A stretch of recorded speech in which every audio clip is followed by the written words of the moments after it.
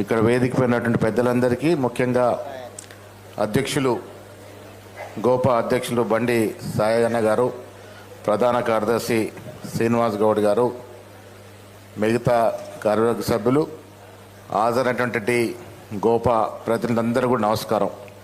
మీ అందరికి శుభాకాంక్షలు. గోపా సంస్థ నెలకొల్పుకొని 50 సంవత్సరాలు పూర్తి చేసుకున్న సందర్భంలో మీ అందరికీ మనస్ఫూర్తిగా శుభాకాంక్షలు. ఏదైనా ఒక సంస్థ ఏదైనా ఒక సంస్థ 25 సంవత్సరాలు పూర్తి చేసుకుంటే ఘనంగా ఉత్సవాలు జరుపుకుంటాం. అలాంటిది 50 సంవత్సరాలు పూర్తి చేసుకోవడం కాకుండా నిరంతరం గోపా సభ్యులకి సేవ చేస్తూ ముందుకు పోతున్నట్టు తరుణంలో గోపా ప్రజలందరూ కూడా మనస్ఫూర్తిగా అభినందనలు. గౌడ హాస్టల్, గౌడ సొసైటీస్, దాంతోపాటు అఫీషియల్స్ ఉన్నటువంటి గోపా సంస్థలు ఎప్పటికప్పుడు ప్రజల చెంత నుండి పనిచేస్తూ ఉన్నారు. ఇంకా పటిష్టపడాల్సిన అవసరం ఉన్నది. మిగతా కులాలతో పోల్చుకున్నప్పుడు మనం కొంత వెనుకబడి ఉన్నామనే మాట ఒప్పుకోవాలి. ముందుకు పోవాల్సిన అవసరం ఉన్నది.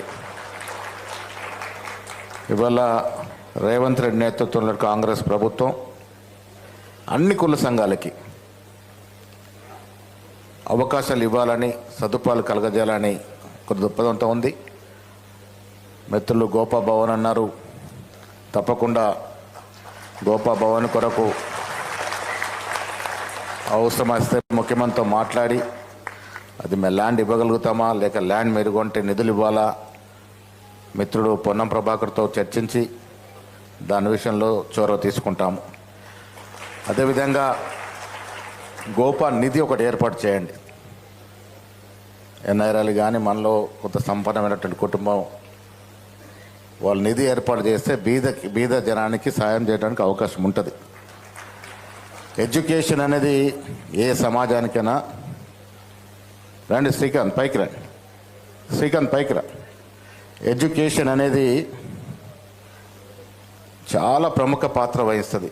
ఏ కులం అభివృద్ధి చెందాలన్నా, ఏ సొసైటీ అభివృద్ధి చెందాలన్నా ఎడ్యుకేషనే మలుపు తిప్పుతుంది. ఇవల్ల ఈ ప్రభుత్వం కూడా హెల్త్ అండ్ ఎడ్యుకేషన్కి ప్రాముఖ్యతనిస్తూ ఉన్నాం. ఎడ్యుకేషన్ ఉంటేనే మన కులం కానీ సమాజం కానీ అభివృద్ధి అనేటువంటి అవకాశం ఉంటుంది. అలాంటి ఎడ్యుకేషన్కి ప్రాముఖ్యత ఇవ్వాలి. చదువుకోదలుచుకున్నటువంటి